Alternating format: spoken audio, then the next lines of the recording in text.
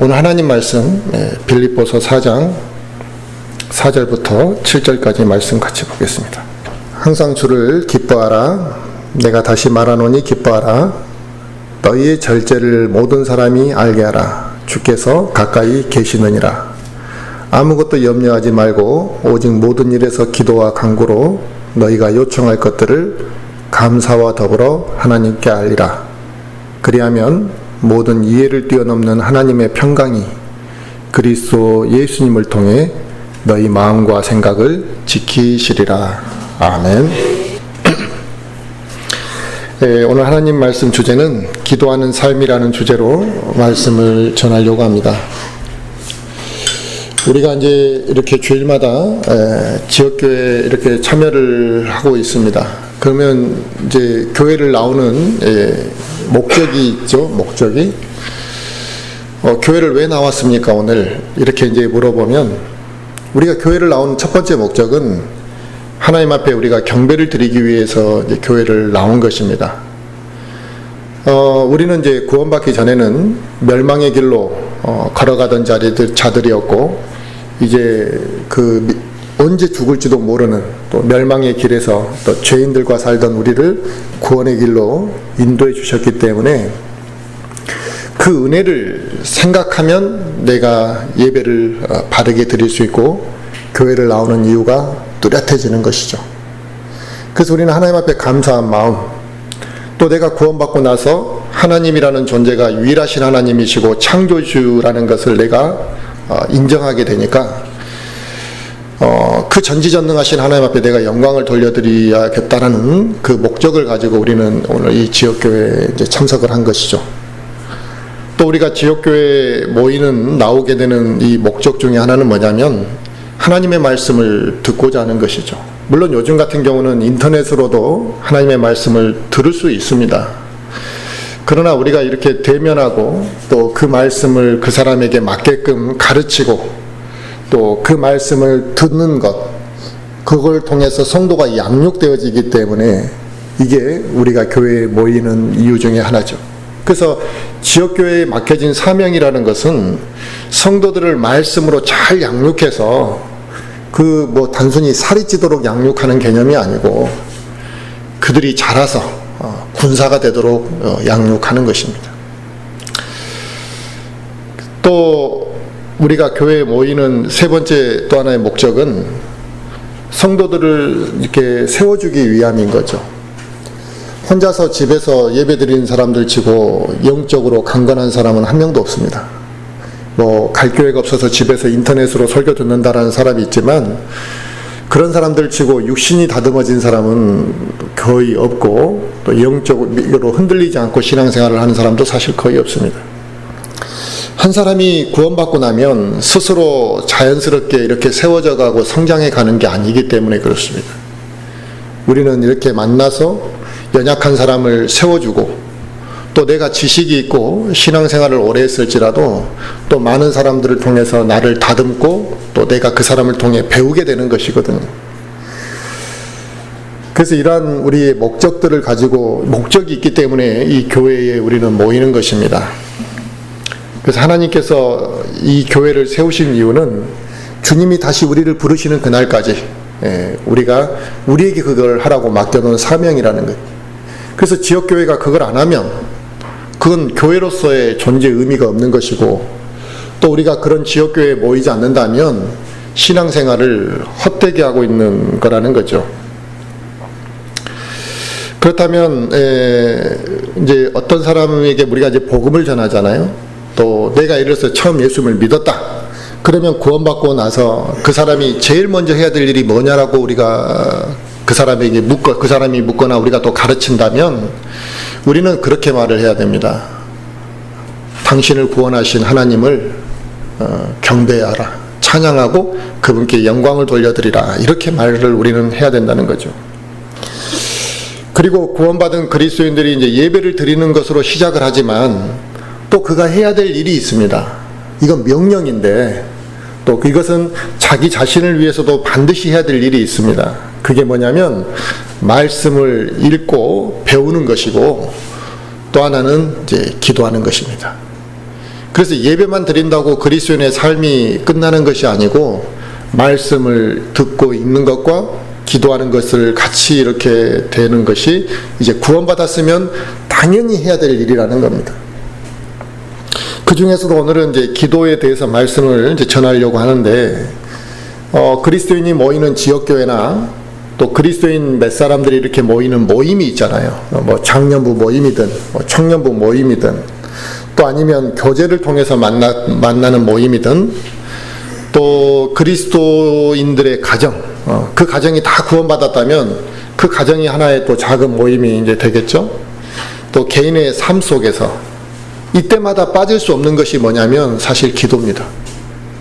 그런데 그게 잘 안 되죠. 자기 개인 기도도 안 되고 또 자기 가족이 다 구원받았다 그러니까 다 구원받은 것으로 만족하지, 그 구원받은 가족이 기도 생활을 정상적으로 같이 사실 기도해야 되는 건데 가족끼리 기도도 안 한다 이거예요. 그러니 뭐 교회를 위해서 기도가 안 되는 것이고 전체적으로 모임에서도 기도가 잘 이제 안 되는 것이죠. 그래서 이 기도라는 것은 우리 그리스도인의 큰 모임이든 작은 모임이든 간에 빠질 수 없는 겁니다.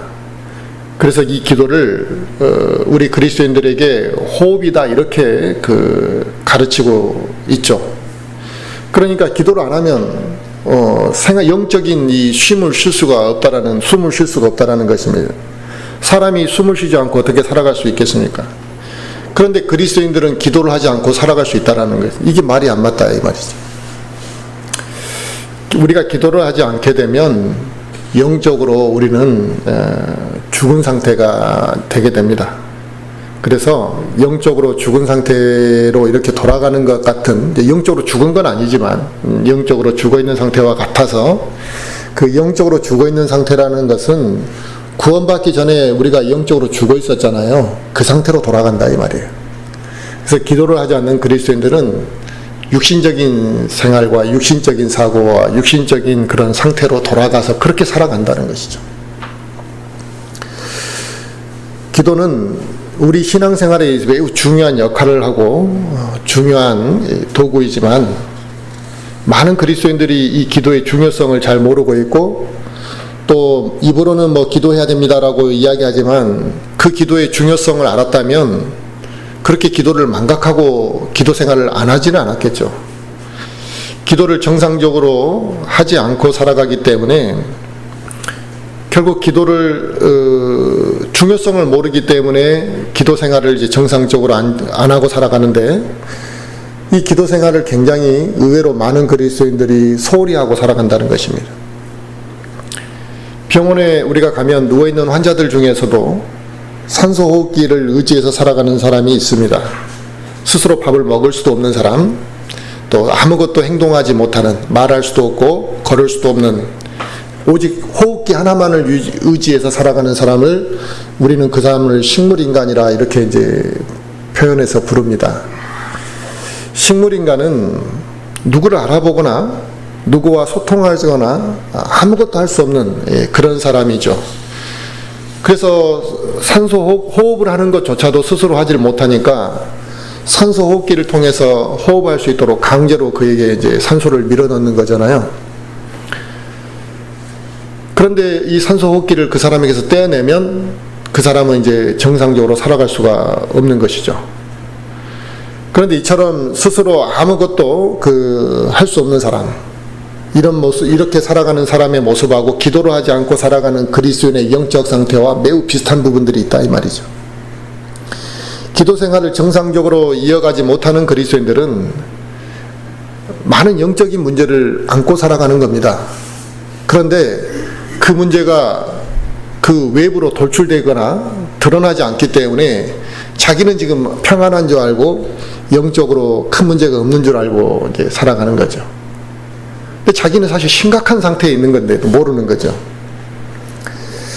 그들은 이 성령으로 충만한 상태를 경험하지 못했기 때문에, 이 성령으로 충만함을 경험하지 못한 사람들은 영적인 일, 또 영적인 것들에 대한 관심이 없다는 것입니다. 또 그뿐만 아니라 영적인 것을 자기가 스스로 찾아서 할 마음도 없다는 것이죠. 그저 일주일에 한 번 교회 나오는 것이 그가 할 수 있는 영적 생활의 전부라는 것입니다. 또 그것도 부족해서 심지어는 일요일날 한 번 교회 나오는 것도 힘들어한다는 거죠. 일주일에 한 번 겨우 교회 나오는 것으로 영적 생활을 연명하고 있는데 그거라도 좀 기쁨으로 나오면 다행인데 마지못해서 나오는 그런 모습들이 있다는 것입니다. 그래서 자기는 신앙생활하고 있다 생각하고 자기는 예수님 믿고 있다 생각하고 나는 그리스도인이라고 이렇게 말한다는 것입니다. 이것이 바로 식물인간, 산소호흡기를 의지해서 하루하루를 연명하듯이 일주일에 한 번 잠깐 말씀 듣는 것으로 영적 생활을 겨우 연명해 갈 뿐이라 이거예요. 그러니까 누구에게 담대하게 복음 한 번도 못 전하고 또 20년을 신앙생활을 했는데도 옳고 그름에 대해서 단호하게 말도 못한다. 20년 동안 먹었으면 뭘 먹어도 뭐가 나올 텐데 잘하지도 못하고 배운 것도 없다는 거죠. 기도는 개인적으로 하는 이 기도도 매우 중요합니다만 우리가 이렇게 모여서 합심해서 기도하는 것이 또 매우 중요하거든요. 이게 중요하니까 모든 교회가 주중에 바른 교회든 바르지 않은 교회든 간에 주중에 모여서 기도하려고 하는 것이죠. 그래서 어느 교회나 다 주중에 모여서 말씀을 듣고 기도하는 시간이 있는데 안타까운 것은 어느 교회나 이 그리스도인이 함께 모여서 기도하는 그 시간에 제일 적은 숫자가 모인다라는 것입니다. 누가 가르쳐주지 않았는데도 모든 교회가 그렇게 모여진다는 것입니다. 안타까운 일이죠.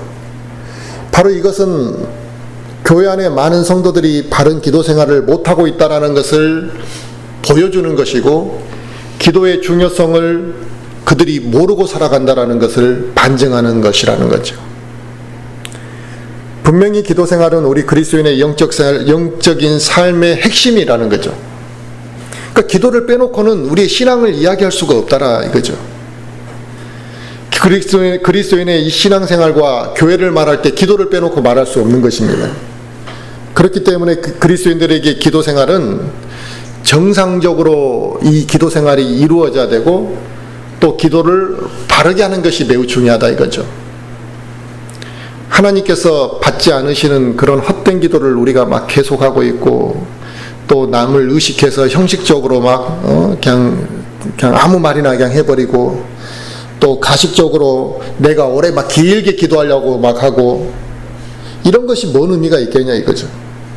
이런 건 다 의미가 없는 기도고 남을 의식해서 내가 뭔가 유창하게 기도하려고 하는 신경 쓰는 그 자체도 바른 기도가 아니다 이 말이죠.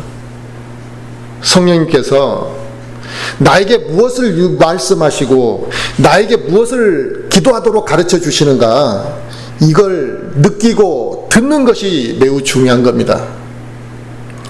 이제 막 구원받고 신앙생활을 하는 사람들한테 기도하라 그러면 두려워하죠. 왜 기도를 해본 적도 없고 들어본 적도 없으니까요. 그런데 신앙생활을 5년 10년 하고도 기도하지 못하는 것은 그건 심각한 문제가 있는 거예요. 그게 정상이 아니라 이 말이죠. 그래서 10년이 됐는데도 기도하라고 하는데 단순하게 하나님 아버지 감사합니다 이 기도밖에 못한다면 이건 문제가 있는 거죠. 구원받고 난 사람은 그렇게 기도할 수 있습니다. 아는 게 없으니까 간단하게 기도하는 거죠. 하나님 아버지 나 이러이러한 것 좀 해주십시오. 하나님 저 구원시켜 주셔서 감사합니다. 예수 그리스도 이름으로 기도합니다. 한 3마디 4마디밖에 못하는 게 어떻게 보면 정상적일 수 있어요. 이런 기초적이고 간단한 기도를 하게 되는 것이죠. 그러나 이런 형식적인 기도가 간단한 기도가 계속 지속적으로 이루어지게 되면 안 된다라는 것입니다. 바르게 기도하지 않게 되면 나중에 우리의 기도가 단순하고 또 형식적이고 내 필요한 요구사항이 있을 때만 우리는 기도하게 된다 이거죠. 그리고 그 기도도 내 욕구를 채우기 위한 목적이다. 1년 동안 한 번도 기도도 안 하다가 대학교 시험 볼 때 기도하는 사람도 있어요. 평소에는 교회도 안 나오다가 시험을 앞두고 교회 나와가지고 하나님 뭐 저희 자식을 위해 목사님 저희 자식을 위해서 기도해 주세요 이런 사람들이 있어요. 하지만 기도의 깊이가 없이 형식적이고 단순한 요구사항만 내뱉는 그런 기도는 영적으로 매우 합당하지 않은 기도다 이거죠. 기도는 우리가 하나님께 필요한 것들만을 요구하고 그걸 고백하는 것이 그게 기도가 아니다. 그것만이 기도가 전부는 아니다 이거죠. 기도는 하나님과 나와의 깊은 교제라는 그런 맥락에서 우리는 그 인식을 해야 됩니다. 교제가 뭡니까? 내 마음을, 내가 저 사람하고 교제한다라는 것은 내 마음을 드러내고 또 그 사람의 마음을 듣고 읽어내는 것이 교제잖아요. 그러니까 하나님과의 교제가, 기도가 하나님과의 교제다 이 말이죠. 내 마음을 하나님 앞에 드러내고 또 하나님의 마음을 읽어내는 것이 기도라 이거죠. 그래서 내 마음을 이렇게 다 고백하다 보니까 내 필요한 것들도 이야기할 수 있는 것이고 또 내 문제점들을 솔직하게 이야기할 수 있게 되는 것이고 또 우리가 남들하고 이야기하다 보면 제3자 흉을 볼 때도 있잖아요. 우리는 기도를 통해 그 흉을 보자는 게 아니라 타인을 위해서 기도할 수도 있는 것이고 이게 하나님과 나와의 교제이기 때문에 나의 이런 고백을 통해서 또 하나님을 진지하게 내가 좀 생각해 봤더니 그 감사한 마음을 하나님 앞에 돌려드리고 싶고 내가 친한 사람하고 교제하면 어떻습니까? 고마운 점을 막 드러내잖아요. 뭐 별거 아닌 커피 쿠폰 하나만 보내줘도 얼마나 좋아합니까? 막 이런 걸 보내줬다고 나도 너한테 하나 또 선물해 줄게. 하나님은 자기에게 영원한 생명을 주셨는데도 감사하지도 않고 대충 그냥 진짜 진심에서 우러나오는 감사가 아니라 그냥 입에서 나오는 감사만 형식적으로 돌려드린다. 그런 게 교제는 아니잖아요.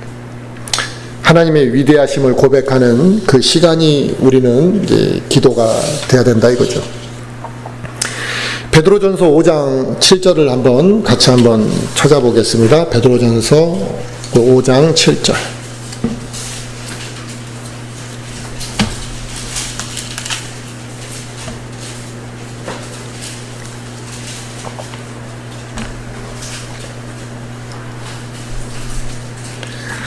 베드로전서 5장 7절에 보시면 다 같이 한번 읽을까요? 너희의 모든 염려를 그분께 맡기라 그분께서 너희를 돌보시느니라. 아멘. 너희의 모든 염려를 그분께 맡기라 그분께서 너희를 돌보신다 그랬습니다. 그러니까 우리 기도라는 것은 하나님께 내 염려까지도 맡기는 것이죠. 그러니까 내 염려를 막 혼자서 고민하고 신경 쓰고 그런 것이 아니라 기도는 내 염려까지도 하나님 앞에 맡겨버리는 시간이다 이 말이에요. 그러면 이 기도가 그렇게 단순하게 1분 만에 끝날 수가 없다라는 것을 자연스럽게 우리가 알게 되잖아요. 후다닥 막 그렇게 끝날 수 있는 문제가 아니에요. 내 마음의 염려 때문에 내가 뭔가를 염려하면 그게 막 고민이 되니까 이 요구사항을 들어달라고 막 떼를 쓰는 게 기도가 아니라 기도를 하면서 하나님께 내가 가지고 있는 그 고민하고 염려하는 그 근심거리를 맡긴다는 것이죠. 그리고 믿음으로 내가 그 염려를 맡기고 나면 어떤 이제 결과를 또 하나님께서 우리에게 주시냐면 내가 온전히 맡겨졌다면 성령님께서 우리에게 강력한 위로와 확신을 주신다는 것입니다. 이것을 내가 받았을 때 기도 잘한 것이죠. 근데 대부분은 이걸 경험하지 못한다 이거죠. 그러니까 믿음으로 안 맡겼기 때문에 또 고백도 안 했기 때문에 그냥 입에서 심지어 그냥 대충 아무 기도나 해버렸다. 그러니까 이걸 기도가 이제 살아있는 기도를 못하는 거죠. 그런데 우리는 내 염려를 맡기라 할 때는 내가 저 사람한테 내 비밀스러운 이야기를 할 때 그 사람이 나와 의리를 지키고 입이 무겁게 내 말을 들어줄, 내 그런 어떤 비밀을 혼자서만 간직해 줄 거라는 믿음이 있을 때 내 이야기를 하게 되는 거잖아요. 아무한테나 내 막 시시콜콜한 이야기 다 하고 내 추접스러운 이야기를 하는 건 아니잖아요. 믿음이 있을 때 그 이야기할 수 있는 거예요.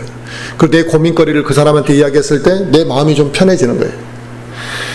그런데 내 염려를 온전히 하나님 앞에 믿음으로 맡기게 되면, 그래 내가 그 문제 해결해 준다는 하나님의 응답을 우리는 어떻게 듣게 되느냐, 성령님께서 우리에게 강력한 위로와 확신을 심어주신다 이거예요. 그래서 기도를 통한 그리스도인의 강력한 힘이 나타나는 것입니다. 이처럼 기도는 단순히 내 필요를 하나님 앞에 구하는 그 이상의 의미가 있는 것이고, 기도는 하나님과 온전히 교제하고 소통하는 시간이다 이거지. 그래서 그 어떠한 것으로도 방해받지 않는 시간에 나만의 시간이 반드시 필요한 겁니다. 우리는 친한 사람과 할 말이 얼마나 많습니까? 속에 있는 깊은 이야기를 할 수 있고, 시간 가는 줄 모르고 우리는 그 사람들과 이야기할 수 있습니다. 마찬가지로 하나님과 관계가 친밀한 사람은 하나님 앞에 고백할 것도 많고 간구할 내용도 많고 마음에서 쏟아져 나오는 것들을 무수히 하나님 앞에 이야기할 것들이 많다는 것이죠. 우리는 기도의 사람 그러면 머릿속에 떠오르는 게 뭐냐면 조지 물러라는 사람을 떠올립니다. 그 사람은 횟수로 그걸 다 기록했는지는 모르겠지만 5만 번의 기도 응답을 받았다는 것이거든요. 어마어마한 거죠. 그 5만 번의 기도 응답으로 2,500여 명의 고아들을 그는 이제 키우고 길렀다는 것이잖아요. 그가 60년 동안 그 사역을 하면서 기도 응답을 받은 게 그 당시 돈으로 이제 지금 환산하면은 이제 그 당시 돈으로 약 18억이니까 상당한 많은 돈, 약 100만 파운드의 돈을 이제 기도 응답으로도 물질적으로도 받았다라는 것이죠. 그래서 이렇게 조지 뮬러는 많은 기도 응답을 받았기 때문에 사람들은 어떻게 생각하냐면 나도 조지 뮬러처럼 기도 응답을 받았으면 좋겠다라는 다 그 생각을 하죠. 그렇게 기도 응답 안 받고 싶은 그리스도인이 누가 있겠습니까? 나는 어떻게 해야지 저렇게 기도 응답을 받을까? 나는 왜 저렇게 기도 응답이 안 될까 생각합니다. 하지만 우리는 조지 뮬러가 물질적인 어떤 응답을 받은 것과 그가 응답을 5만 번이나 받았다라는 그 횟수에 너무나 우리는 집착을 하는 것 같습니다. 아마 조지 뮬러도 분명히 기도 응답을 받지 못한 부분이 있었을 거라는 겁니다. 그런 부분은 말하지 않고 있잖아요.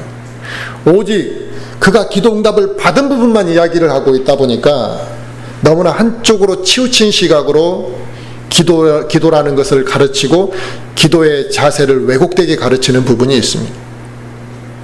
기도라는 것은 우리가 하는 기도가 다 응답될 수는 없는 거예요.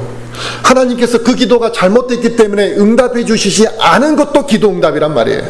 너 잘못 구했다. 내가 왜 그런 걸 들어줘야 되느냐. 그걸 내가 깨닫게 됐으면 그것도 기도 응답이라는 거죠. 그런데 우리는 내가 원하는 것을 해주시는 것만을 기도 응답이라고 왜곡되게 받아들인다 이거죠. 아마 조지 뮬러도 그걸 원해서 자기 기도 응답 받은 내용을 간증한 건 아니었겠죠.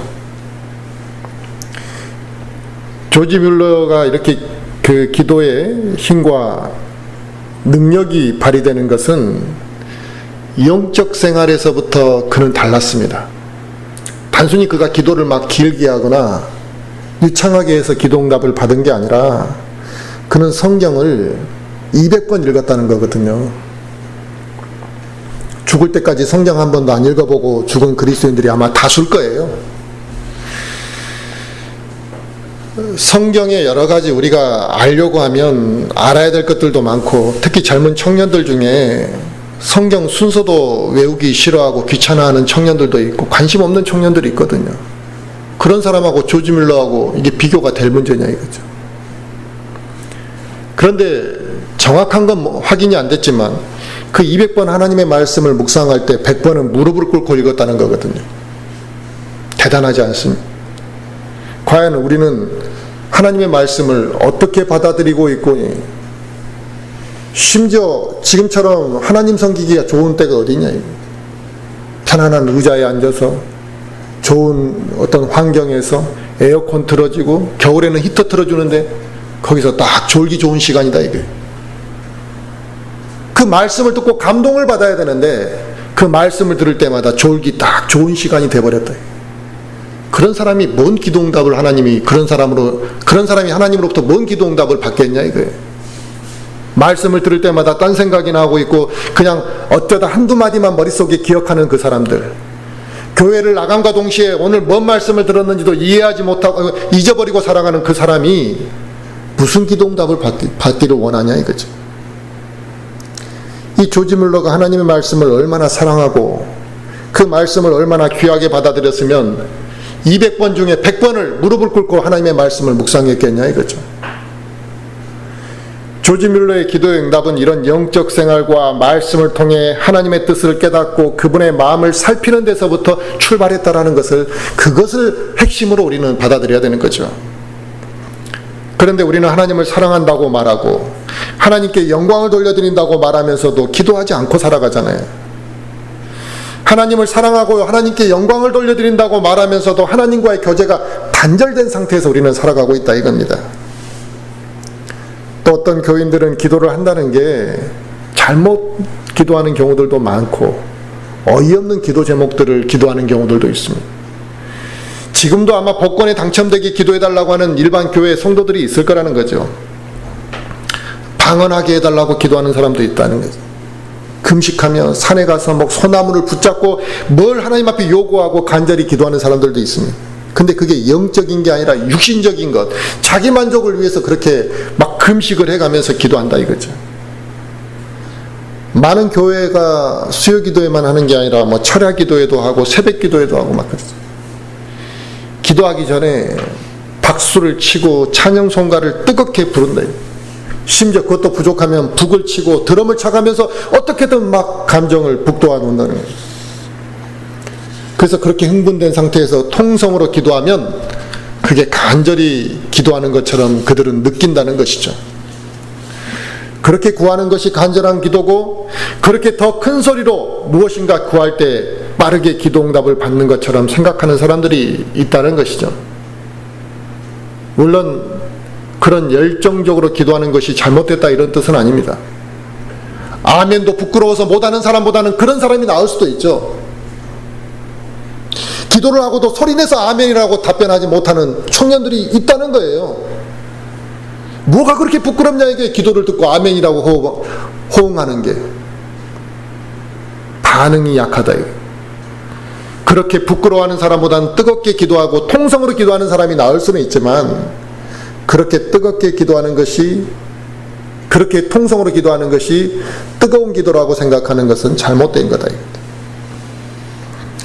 열정적으로 기도하는 게 다 잘못되었다라는 말을 하는 건 아닙니다. 하지만 큰 소리로 기도해야 되고 감정에 자극을 받아서 기도하는 것이 바른 기도는 아니라는 거죠. 그렇다면 우리가 어떻게 기도해야 될 것인가를 정확하게 인지하고 배워서 그렇게 우리는 기도해야 된다는 겁니다. 그런데 오늘 빌립보서 말씀에서는 아무것도 염려하지 말고, 첫째 염려하지 말라 그랬고, 기도할 때 어떻게 하라 그랬습니까? 감사와 더불어 하나님께 아뢰라 그랬습니다. 우리는 세상에 살면서 수많은 근심을 하게 됩니다.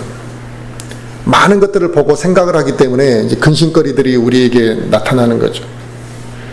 그래서 우리가 근심이 내 안에서 이제 생성이 되면 우리는 이제 불안해하고 걱정하고 그로 인해 염려를 하고 살아간다 이거죠. 하지만 이 세상에 살면서 마음에 염려 없이 살 수 있는 사람이 누가 있겠습니까? 그런데 그럼에도 불구하고 성경은 우리에게 아무것도 염려하지 말고 감사와 더불어 하나님께 아뢰라. 이 염려하고 사는 게 정상인데 그 염려를 하지 말라. 사실 우리가 염려한다고 문제가 해결되는 게 없으니까 그러죠. 마음의 근심과 걱정을 품고 기도를 하게 되면 하나님과 온전한 교제를 할 수 없기 때문에 그러고, 그 염려를 품고 우리가 기도하는 순간에 믿음으로 기도할 수가 없게 되기 때문에 그렇게 하는 것이지, 우리가 염려를 하지 않고 살아갈 수 없다라는 걸 하나님이 몰라서 이걸 요구하시는 건 아니겠죠. 우리는 다 염려할 수 있는 밖에 없는 존재라는 걸 알아요. 그런데 그 염려를 우리가 품고 하나님 앞에 나오게 되면 믿음으로 기도할 수 없게 되고, 그렇게 되면 우리는 그 생각에 매몰되는 순간에 형식적으로 기도하게 되고 기도가 입에서 맴돈다는 거죠. 기도할 게 없다라는 그런 말을 제가 들어본 적도 있습니다.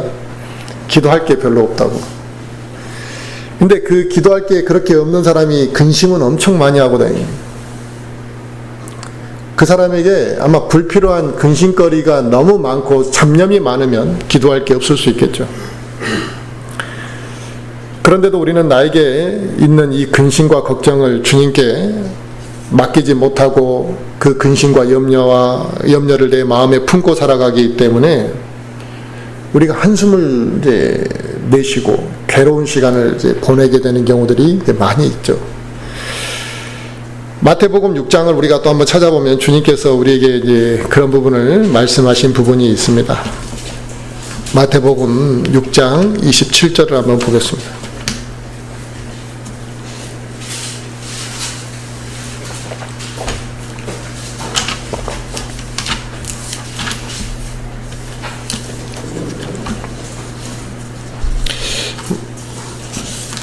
마태복음 6장 27절부터 33절까지 보겠습니다.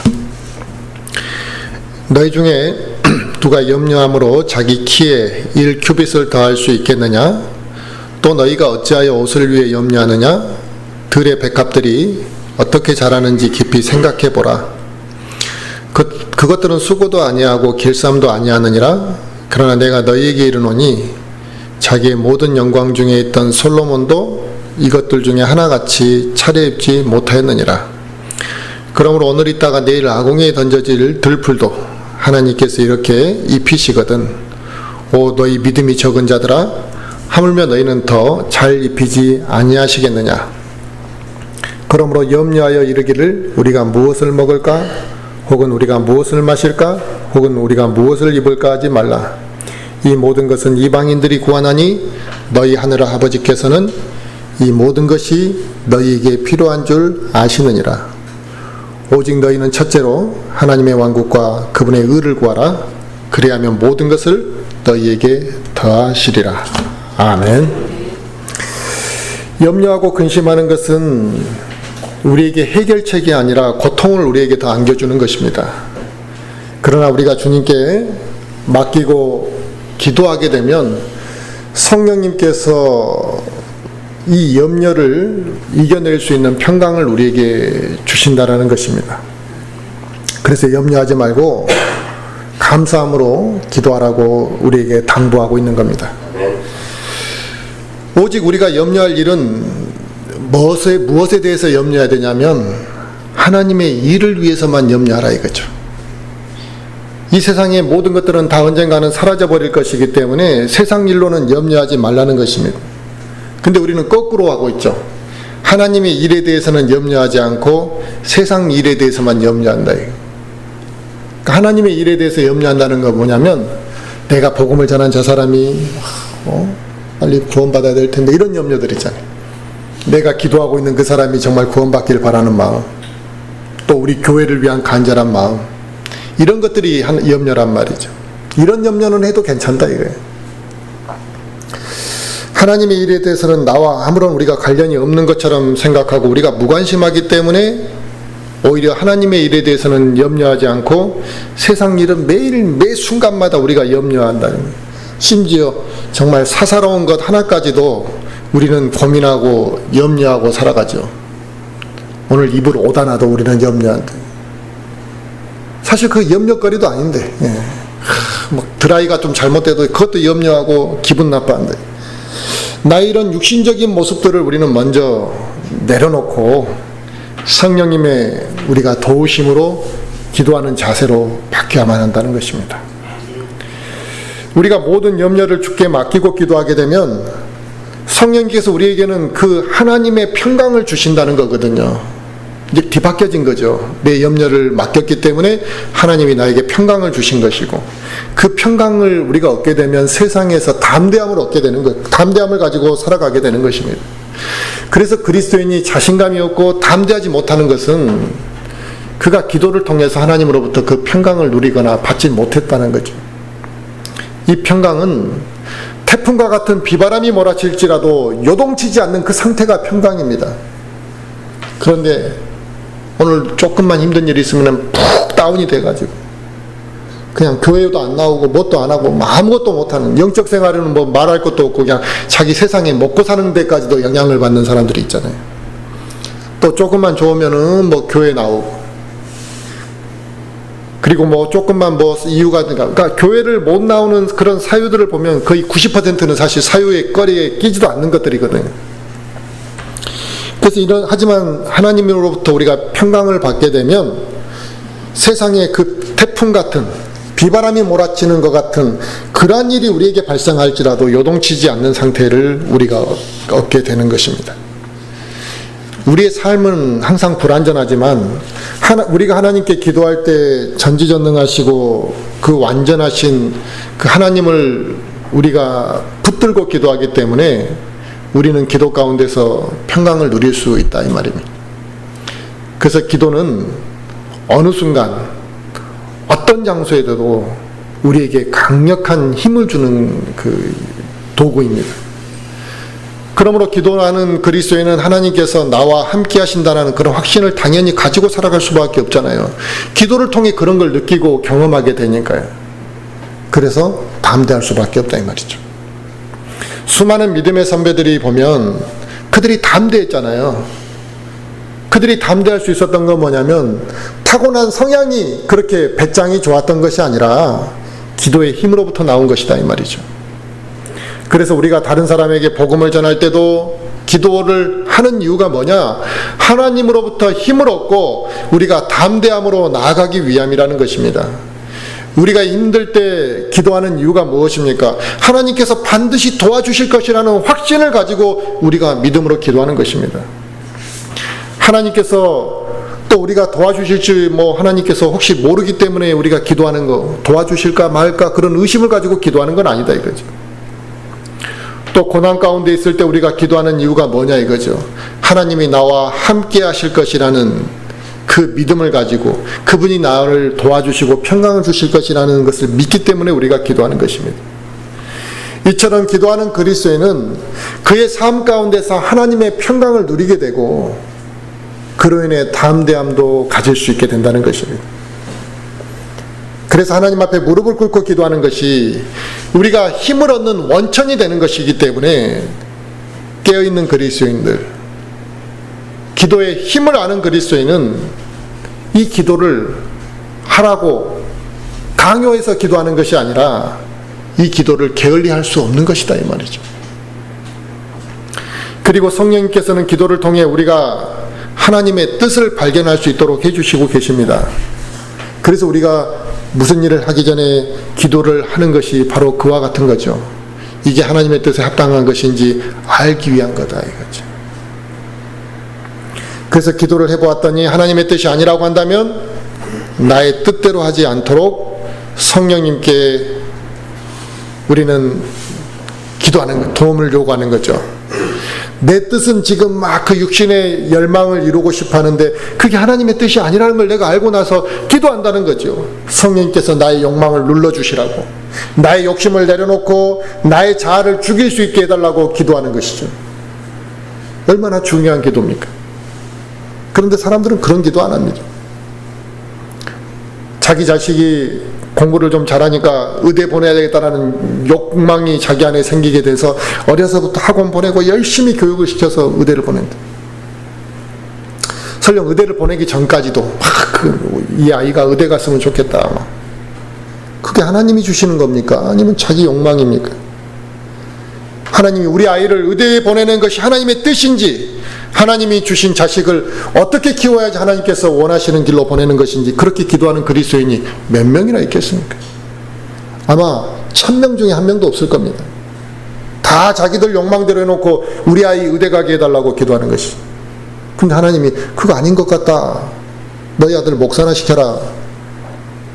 하나님 저의 아들을 이제 의대 보내는 마음을 꺾을 수 있게 저에게 그런 욕망을 짓눌러 달라고 기도할 수 있는 사람이 몇 명이나 있겠냐. 이처럼 하나님의 뜻과 관계없이 기도하는 사람들이 너무나 많습니다. 내가 기도해 보았더니 하나님의 뜻이 아니라고 한다면 나의 뜻대로 하지 않도록 성령님께서 내 욕망을 눌러달라고 우리는 기도해야 되고, 그런데 우리는 우리의 기도가 단순히 무엇을 해달라는 기도, 또 무엇을 달라는 기도만을 반복하기 때문에 하나님의 뜻을 발견하기가 어렵다 이 말이죠. 그리고 기도가 힘이 있는 기도를 하지 못한다 이건. 사실 우리에게는 기도해야 될 내용들이 너무나 많습니다. 먼저 내 자신을 하나님 앞에 우리는 매일같이 내려놓아야 되는 것이거든요. 그 내려놓는다라는 것은 내 자아를 죽이기 위해서 기도해야 된다 이 말이죠. 우리는 내 자아를 죽이는 것만으로도 매일같이 기도할 제목들이 많습니다. 내가 하루를 어떻게 살아왔는지 돌아보지도 않고 그저 그냥 열심히 살았다라고 치부해버리거든요, 대부분이. 그런데 정말 열심히 살았는지 죄를 짓고 살았는지는 한번 점검해봐야 될 문제거든요. 그런 자기 자아를 그렇게 살려놓고 잠을 자고 살려놓고 그 다음날 하루를 시작하니까 어떻게 영적 생활이 이루어질 수 있겠습니까? 하나님, 내가 저 사람을 죽이고 싶을 정도로 미운 마음이 들었는데 그 마음에 대해서 내려놓고 하나님께 기도하는 그 마음, 이게 우리에게 있어야만 된다는 것이죠. 내 교만한 마음을 하나님 앞에 내려놓고 그런 교만을 죽이기 위해서 기도하는 것이 우리에게 또 얼마나 필요하겠습니까? 또 나의 가족과 나의 영적인 것들을 위해서 우리가 기도하는 것이 매일매일 돼야만 한다는 것입니다.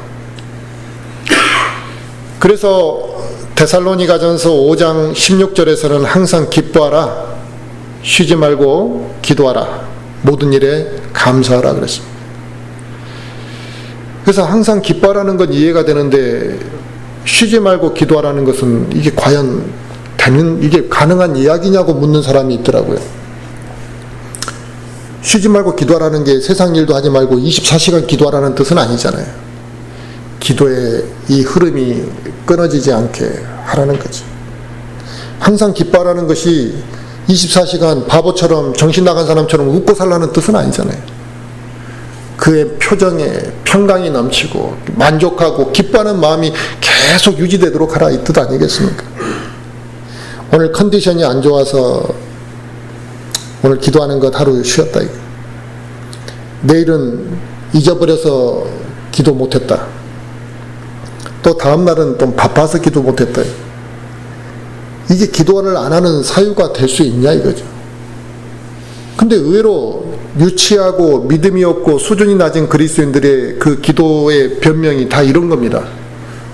왜 기도 생활을 꾸준히 못하냐 하면 바빠서, 또 잊어버려서, 오늘 좀 컨디션이 안 좋아서. 기분이 좋든 나쁘든 무슨 일이 있든 없든 간에 우리는 쉬지 말고 항상 기도하는 것이 우리에게 당부하고 가르치는 말씀이지, 하고 싶을 때 하라고 기도를 그렇게 말씀하신 적이 없습니다. 그래서 그리스도인들은 기도를 절대로 게을리해서는 안 된다라는 것이죠. 기도는 하나님과 나와의 그런 친밀한 교제 시간이라고 말씀드렸습니다.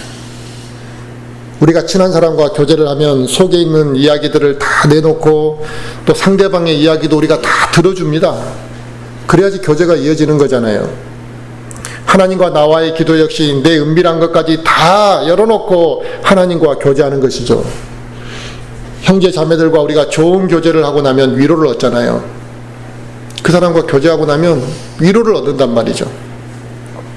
마찬가지로 기도도 하나님과 친밀한 교제 시간으로 내가 마쳤다면 그 기도를 통해 우리는 위로를 받아야지만 정상인 것입니다. 그 위로의 힘이 나에게서 나타나야 된다는 거예요.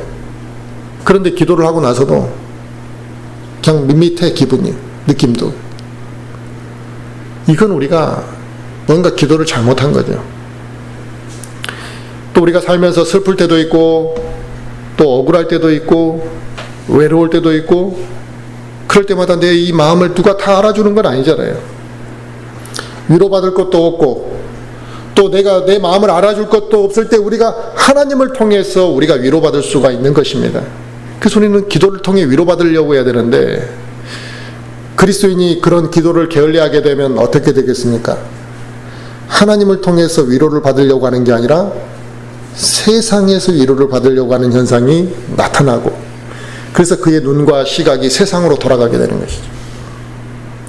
뭐 남자들도 마찬가지고 여자들도 조심해야 될 게 뭐냐면 수다 떨면서 스트레스 푸는 거거든요. 그런 사람들일수록 기도를 잘 안 한다는 거지. 왜냐? 그 사람을 통해서 위로받은 것으로 만족해버리니까요. 내가 저 사람하고 수다 떨고 막 그걸로 스트레스 풀었으니까 만족해버린다. 이거. 그런데 하나님으로부터 주신 위로는 그걸 원하지 않는다. 이거. 그런데 하나님으로부터 내가 위로를 받아버렸다면, 내가 하나님, 내 외롭고 힘들고 정말 슬픈 마음을 하나님 앞에 구했더니 하나님이 나에게 위로를 주셔서 그 위로를 내가 받았다면 굳이 불완전한 인간들로부터 위로받으려고 하지 않게 된다. 굳이 수다 안 떨어도 위로받았으니까 그 시간에 내가 차라리 유익한 일을 했을 거라는 거죠. 또 기도의 다른 목적은 기도를 통해서 우리 자신을 돌아보게 하는 게 기도입니다. 그래서 기도는 나의 육신을 죽이는 도구로 우리는 사용되어지는 것이고, 또 내 자신을 돌아보고 비춰보는 거울이, 하나의 거울이 기도입니다. 그러니까 기도를 통해 나를 돌아보는 거죠. 그리스도인이 기도를 통해 하나님과 진정으로 교제를 하게 된다면 자기의 그런 연약한 모습을 하나님 앞에 고백하게 되고 자기의 육신적인 것들을 발견하게 된다 이거죠. 내가 몰랐던 것들도 막 기도를 통해 우리가 발견하게 되는 것이죠. 그래서 우리가 그걸 하나님 앞에 눈물로 호소할 수 있는 것입니다. 하나님께서는 우리의 기도를 들으시고 그냥 무감각하게 계시는 게 아니라, 이제 내가 바르게 구어있고 내가 진심으로 구했다면 하나님이 그 기도의 응답을 어떻게 해주시냐, 변화되어지도록 인도하신다는 것입니다. 그리고 다시 일어나도록 하시기 때문에 기도를 우리가 지속적으로 해나가게 된다면 우리의 육신적인 것들을 잠재우게 되고, 그로 인해 그리스도의 향기가 나에게서 나타나는 것입니다. 우리가 시간이라는 게 흐르고 나서 어떤 사람을 오랜만에 만나게 됐을 때 참 저 사람이 많이 변화됐다, 그냥 단순히 세월의 변화가 아니라 영적인 변화가 이루어진 것을 사람들이 눈에 띄게 본다라는 것은 그 하나님께 영광 돌려드리는 일입니다. 근데 하나도 변화가 안 된 사람들이 있거든. 10년 지나도. 그런 사람들은 기도가 정상적으로 되지 않았다는 거죠. 기도를 통해서 우리는 하나님이 우리에게 힘을 주실 뿐만 아니라 내 육신적인 것을 잠재우게 되고, 그로 인해 그리스도의 향기가 나에게서 나타나게 되는 것입니다. 그리스도의 향기를 나타내고 싶다. 그럼 우리는 기도를 잘 해야 됩니다. 우리가 기도하지 않고 어떻게 영적인 성장이 이루어지고 어떻게 변화가 우리에게 가능하겠냐 이거죠. 왜 그렇게 신앙의 성장이 더디고 영적으로 그렇게 변화가 일어나지 않느냐? 다른 데 있는 게 아니라 기도를 정상적으로 안 하기 때문에 그런 겁니다. 기도를 우습게 알고 있기 때문에 그런 거죠. 성도 개개인마다 다 문제가 있습니다. 우리에게 문제가 없는 사람이 누가 있겠습니까? 또 지역교회마다 다 문제들을 안고 있죠. 해결해야 될 문제들이 다 많습니다. 이런 문제들을 또 해결한 사례들이 있잖아요. 자기 어려운 문제를 해결한 문제나 교회의 어려움을 해결한 그런 사례들이 있는데, 다 그때마다 고백은 뭐냐? 제일 중요한 해결책은 기도였다라는 것을 다 말하고 있습니다. 그들이 그렇게 간증하거든요. 우리 교회도 기도 제목들이 있잖아요. 필요한 부분들이 있습니다. 대표적으로 3가지를 항상 우리가 기도하지만 사실 그 3가지만 기도할 내용이 있겠습니까? 더 기도할 내용이 얼마나 많이 있습니까? 이 문제를 해결할 수 있는 가장 좋은 방법은 기도밖에 없습니다. 내가 갖고 있는 각자의 문제들도 마찬가지로 해결받을 수 있는 방법은 기도가 제일 중요한 거든. 지금 당장 힘들고 나의 그런 어려운 문제들만을 생각하고 낙심할 일이 아니라 기도를 통해 내가 한번 하나님에게 내어놓고 해결받기를 원해야 한다 이겁니다. 기도는 어려울 때만 기도하는 것이 아니라 무엇인가를 내가 계획하기 전에 하나님의 뜻을 묻기 위해서 기도하는 것이라는 거죠. 또 하나님의 도우심을 먼저 구하기 위해서 우리는 기도하는 것이고, 하나님이 원하시는 대로 움직이기 위해서 우리는 기도해야 되는 것이기 때문에 그리스도인들에게 기도라는 건 빼놓을 수가 없는 부분이에요. 근데 이 기도를 하지 않는 그리스도인들은 영적 생활이 뭔지를 모르는 사람들이죠. 그리고 기도 안에서 누릴 수 있는 그 엄청난 은혜와 평강을 맛보지 못한 사람들이니까 그런 사람들은 하나님의 자비와 은혜를 다 알지 못하는 사람들이죠. 절대로 변하지 않을 것 같은 돌 같은 사람을 변화시킬 수 있는 것도 바로 기도의 능력이고 기도의 힘으로 가능한 겁니다. 도저히 해결 방법이 없고 불가능하게 느껴지는 것도 가능하게 할 수 있는 것이 기도입니다. 우리 모든 지체들 각자가 다 하나님 앞에 가지고 나가야 될 기도 제목들이 아마 있을 겁니다. 그 기도 제목이 있다면 왜 주저하냐 이거죠. 그리고 그걸 왜 적당히 기도하냐 이거죠. 하나님 앞에 간절히 기도하자 이거죠. 내가 믿음으로 기도할 때 하나님께서 우리의 기도를 들어주시고 합당하게 반응할 거라 이겁니다. 그 기도가 꼭 응답받길 원하는, 그리고 나의 인생의 숙제 같은 기도가 있는데 그 기도를 간절히 안 하더라니까요.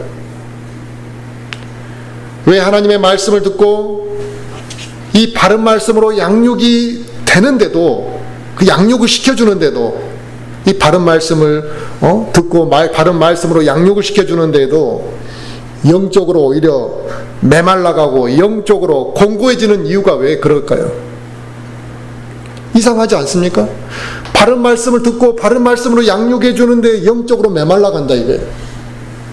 왜 그런 현상이 일어날까요? 바로 살아있는 예배를 드리지 않기 때문에 나타나는 현상입니다. 예배에서부터 바르게 드리지 않는다는 거예요. 예배를 깨어서 드리지도 못하는데 어떻게 살아있는 예배를 드리겠냐 이거예요. 마음의 준비가 되어 있지 않는 상태로 예배를 드리고 있다 이거죠. 그래서 살아있는 예배를 경험하지 못하기 때문에 바른 말씀을 들어도 양육이 영적으로 메말라가고 공고해지는 것이다 이거죠. 그렇다면 그리스도인이 영적으로 그 살아있는 예배를 드리면 되는데 그 살아있는 예배를 그럼 왜 그렇게 못 드리냐 이거죠. 오늘 예배 준비를 어떻게 하고 왔냐고 아까 제가 청년에게 물어봤더니 잠을 푹 자고 왔다. 뭐 그것도 하나 준비가 되겠죠. 그런데 살아있는 경배를 드리지 못하는 이유는 잠만이 우리에게 중요한 게 아니라 기도하고 준비하지 않았기 때문에 살아있는 예배를 드리지 못하는 것입니다. 내일 예배에 하나님이 저에게 무엇을 말씀하시는지 듣고 싶고 내가 온전히 하나님께 영광을 돌려드릴 수 있도록 그 어떠한 것에도 방해받지 않고 내가 그 마음으로 하나님 앞에 나아갈 수 있게 해달라고 그렇게 기도하십니까? 그냥 대충 있다가 시간 됐으니까 내 교회 가야 되네. 이게 살아있는 예배를 드리는 자세인가요? 기도하지 않기 때문에 영적으로 살아있는 예배를 드리지 못하는 것이고 이 영적으로 살아있는 예배를 드리지 못하기 때문에 바른 말씀이 선포되어져도 영적으로 공고해지고 영적으로 메말라가는 것입니다. 지금 우리가 이 순간 뜨겁게 기도할 수 있다면 내 자신을 하나님 앞에 내려놓고 나의 연약한 것에 대해서 정말 하나님 앞에 눈물로 우리가 고백할 수만 있다면 또 내가 정말 다른 지체를 위해 무릎 꿇고 우리가 기도할 수 있고 교회를 위해서 간절한 마음으로만 기도할 수 있다면 내 삶이 변화되고 교회가 변화될 것입니다. 그래서 기도하는 그리스도인의 삶은 영적으로 풍성함을 경험하게 되고 항상 평안하고 그의 삶이 복될 수밖에 없는 것입니다. 우리가 하나님 앞에 더 낮아지고 더 간절히 기도하게 될 때 하나님께서는 우리에게 은혜를 부어주시는 것입니다. 우리는 이제부터 단순히 의무감으로 기도하는 것이 아니라 하나님과 온전한 교제를 하기 위해서 기도해야 되는 것입니다. 하나님과 항상 동행하는 삶을 누리고자 하는 마음에서 거기서 그런 자세로 우리는 기도해야 되는 것이지 마지못해 기도하는 것, 이건 기도의 자세가 이미 틀린 겁니다. 저와 우리 모든 지체들이 이제는 기도가 끊어지지 않았으면 좋겠습니다. 1년에 듬성듬성 기도하고 생각날 때 기도하고 아쉬울 때 기도하는 것이 아니라 믿음으로 기도하고 매 순간 간절한 마음으로 바르게 기도함으로 인해 우리의 삶 속에 기도의 응답이 넘치고 간증이 넘치는 삶이 되기를 간절히 바라겠습니다.